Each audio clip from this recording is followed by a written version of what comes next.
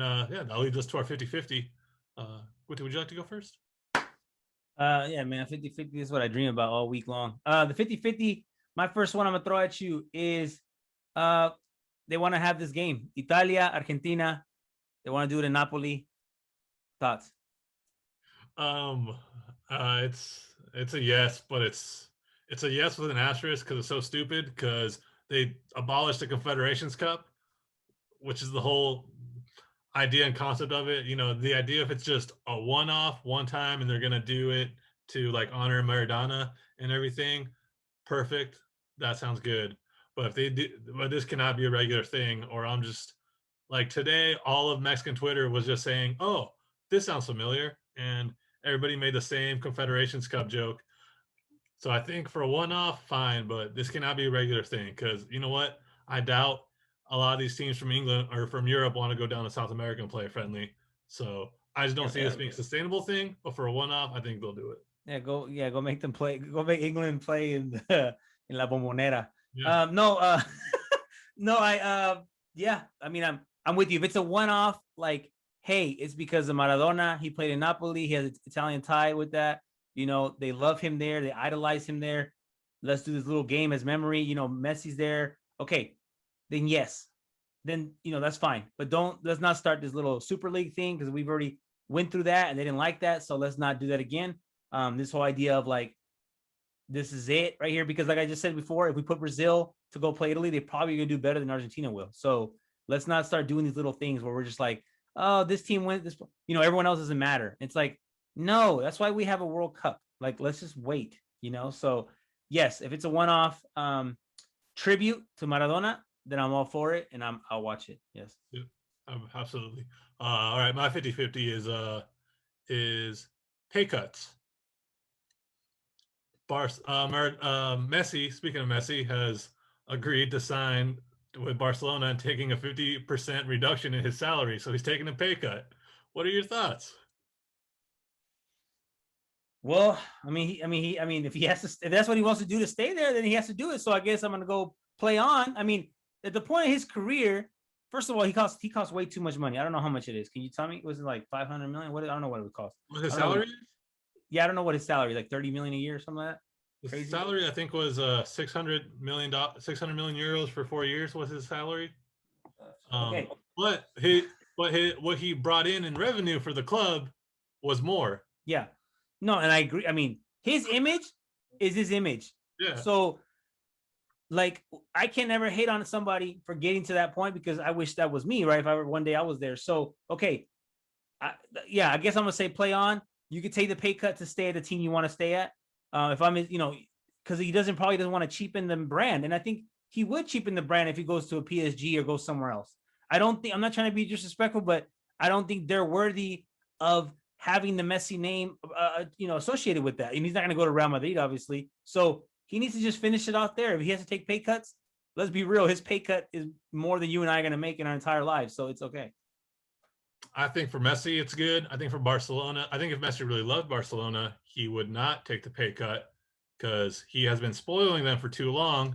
Barcelona at this point is like that rich kid with a trust fund who doesn't know how to manage his money, and he just keeps spending and spending and spending. Yeah. And Messi's like the dad who loves them but doesn't know how to discipline them, so he just keeps paying off the debt, and all that's going to do is for Barcelona just going to keep freaking mismanaging their problems. So I think Yeah. if Messi really loved them, he would leave and have them figure it out on their own and grow up a little bit. But he won't do that. No. But so um No, I'm it's very kind romantic, of man. joking in a way, but you know what I mean? That's what it reminds me of. It No, and reminds I get you, and I agree. I think they're they can't obviously even sign their new players yet because they're $200 million over yeah, salary. over, yeah.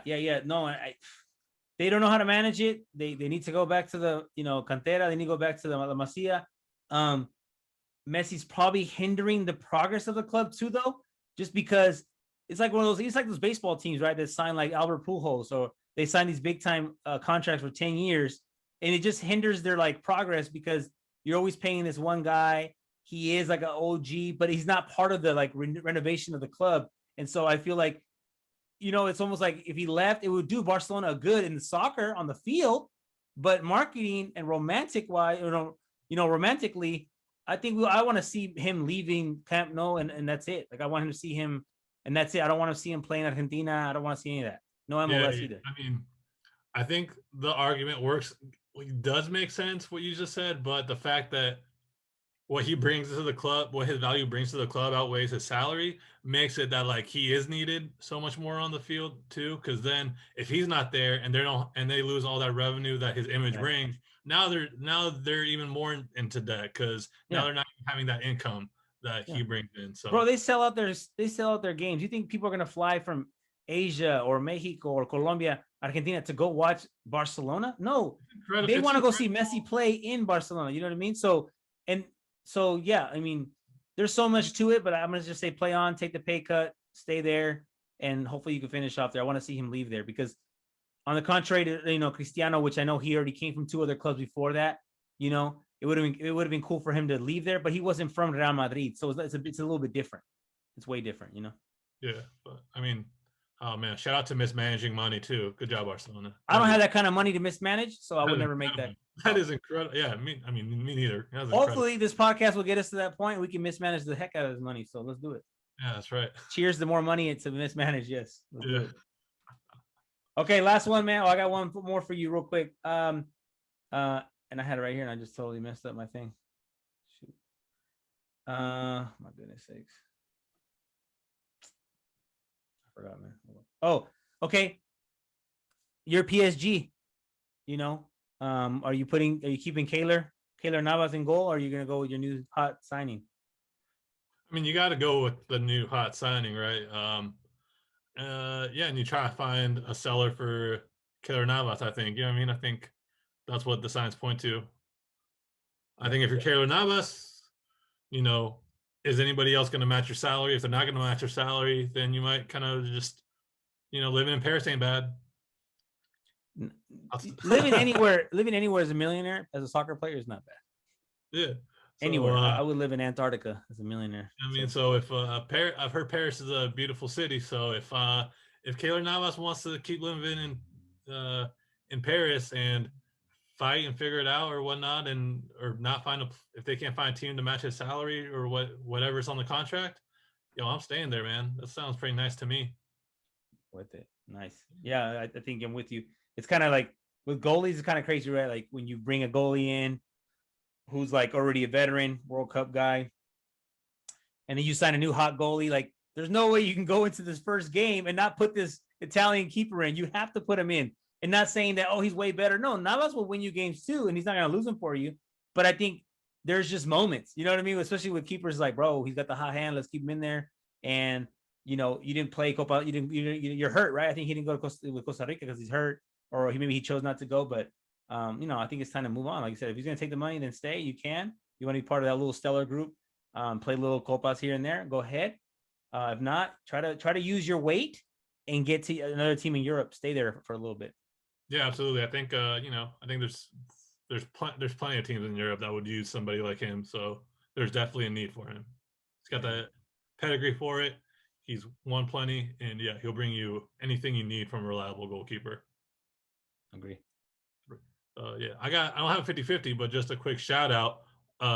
Sandy Stomey, the new coach of the NWSL team here in San Diego, just got signed from the female team from Manchester United. So just giving out nothing 50-50 about that. That's all yeses for me as the NWSL comes to San Diego. Man, you're just going to San Diego at the right time, right? Trying to steal the USL team. You stole our NWSL team, just so you know. And then you're getting excited, right? You got the Loyal playing. The Padres are somewhat okay. You know what I mean? So, big shout outs to her. I thought there was a huge knock on Angel City, right? The LA team, because they hired a man. Yes. And I'm totally for that. I'm totally for that. Those cries, because it's like you're trying to grow this game, right? This NWSL league. And I guess we could talk about this for a second because this is a good little topic here. You look at it and you're trying to grow this. You got to let women have an opportunity, empower them to do these things, play soccer first of all professionally. You got to give an opportunity to a woman coach. You have to find one. Like there are so many coaches, coaching college or whatever, And it's like, that's kind of dumb that you do not do this here, you know, in the WNBA. I mean, sorry, in the NWSL, because we know the WNBA also has that kind of issue. But I was going to tell you, you know, looking at Liga MX, right, Femenil, this is like one of the only things I want to say that we've done right, as far as, because they have more women coaches than the NWSL does. So I'm going to give that knock right there. Also, you know, starting from scratch, right? I know the NWSL was set up differently, but starting from scratch and looking at Liga MX, what they did was like, hey, making every single team have to have a women's team, except the team that came up that year, the team that promoted. Like, that's huge, bro. Why can't the MLS do that? Why can't the MLS force their teams to make the women's team? Right? That's my first. So many layers to this, but I'm just trying to give you perspective of what I see, like how the Liga MX is actually just doing it, man. I feel like they're doing the right things in the femenil game. I know the pay is not there yet, and it's not there anywhere, but I do think the crowd is behind the Mexican teams, like, because they have this nostalgia with their, and they have this romanticism with their men team. Like, I go for Chivas Femenil, right? I don't go for them how they play or who they have. It's just automatic. Okay, I'm a Chivas fan. I go for the women's team. So, you know, just a little, another knock to the NWSL. They got work to do. Yeah, I'm with you on that. With what you a lot of points of what you said, I think it's big up for, I think San Diego said that their team in the front office, from the GM to all those people working and making decisions on what's on the roster, to the coaching staff and everything, that is all going to be female. So I think, you know, that's huge. That's important. I think we can make connections from being, you know, people of color, and hoping and finding these opportunities and making these connections if we're given the opportunities. And here's an example of that in the NWSL game, where you kind of need that. And from there, because we talk about coaching trees in other sports all the time, you see it you talk about coaching trees in soccer as well with El Logo Bielsa. Yeah. La Volpe. To have that, you need the tree to be planted. So I think what NWSL here is doing really well, and you make a good point of the level might not be there in Mexico yet for the female game, but I think the seeds have been planted really well. You saw the national team is beginning to start a program where they, you know, female-led coach. They're beginning to have at least the foundations of building something. And yeah, of course, when you're building something, it's not going to go perfectly straight up. There's going to be ups and downs.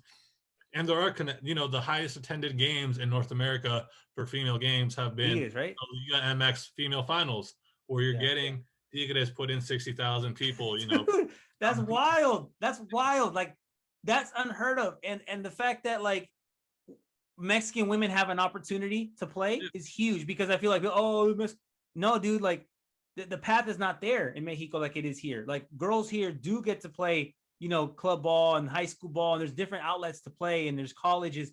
And I know a lot of the Mexican girls that play national team, you know, play here in colleges too, and they're from here. But I just really like the progression of the Liga MX. The way they started the first year was like only Mexican born, and then they said, okay, now you can get women that are not Mexican born, but they could only they're going to represent the Mexican national team, right? So you couldn't get the ones that are dual nationals, but they choose to play for US or someone else. Like, they have to play for Mexico, I'd be eligible. And they're just trying to build this little pool of players going forward. And now this year they just approved 2 international players only, you know, and not every team's going to do that, obviously, but I know a couple of them are going to come over. I mean, the pay is probably not there, but it's probably a good opportunity to play. But I think just the progression, like, it's almost like if they took the same approach with the men's game and just stopped for a year and started over, they would have better ideas of what they're doing.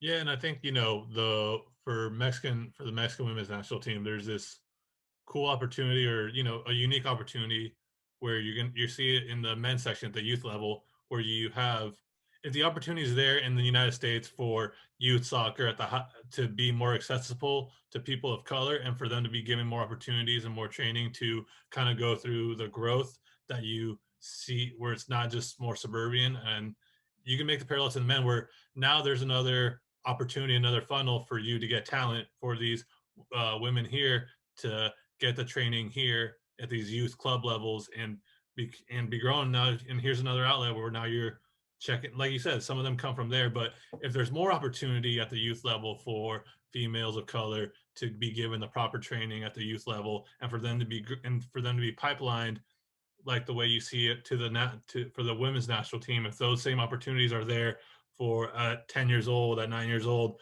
for talented young people of color, for women Latinas, you're going to have you're going to have more talent too come up for both US and Mexico. But I think for Mexico, because they're kind of starting out and they're a little bit behind, a great opportunity for them to get more talent too. Yeah, they're so light years behind, but I think they're doing it the best way possible, the most sustainable way. It's not going to be overnight, and it's a no, but it's sustainable and it's copying the European model. So it's like, hey, PSG women, Manchester women. So you're like, okay, this is the way to go. We got to fund it through the men's, right? Yeah. Okay, the WNBA did it when they started out, right? So what's going on? My question again: where's the MLS support to the women's game?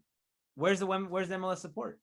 Yeah, right. You only see, and I know living in Portland, I saw it in Portland, but not every club is like that. You know what I mean? Like, I know, because they're owned by the same ownership group, but not every team is like that. I think but that comes on the ownership. That's not like where it's mandated. You feel me? Like, where's the mandate? Like, hey, look, San Jose Earthquakes have to have a women's team. Where you at? Yeah.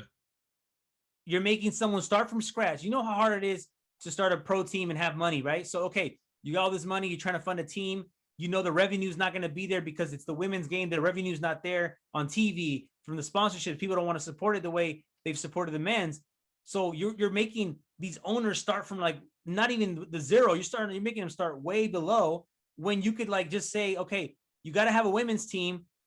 Go find an owner, maybe like a part owner just to own the women's side, but they're like partnered, where we could use the fields. You could do double headers. You could start the women's academy. You could use, this coaching staff. I don't know, man. This is my idea, but I guess I don't get paid to do that. No, absolutely. I mean, if you think about how much it costs to start an expansion team in the MLS, if you make that $100 million less and make that go into starting the women's program, the women's team for that same thing, you're onto something. But I'm onto a lot of things, man, but no one's giving me a chance.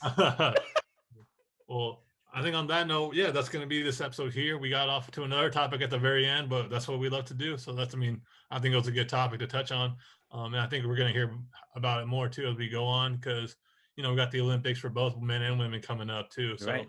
We'll break that down. Yeah, let's start doing some coverage on the women's game. So let's definitely start with the Olympics. We'll do everything will kind of slow down. We'll do the Olympics on both men and the women. Sounds good to me, man. I like that. All right. Follow us on Twitter. Follow us on Instagram. Subscribe on YouTube. Subscribe on YouTube. We're in the double digits. I'm not gonna disclose that number, but we are in the double digits. We're also in the listens. We are also on the downloads in the double digits as well. So a huge shout out to everyone who's been tapping in on Apple Podcasts, Spotify, wherever you're listening to it. But don't just listen to it. Also let us know. Just shoot us a little message, a little text message, whatever it may be. Let us know you listen to it. Review it for us, and we'll read it on the next episode. Hook us up. Yeah. Thank you so much. Guti, appreciate you and everything you do. Love you so much. Love everybody. Hugs, kisses, love and hug your loved ones. And yeah, I think that's going to do it for us today. Thank you so much. There it is. Thank you.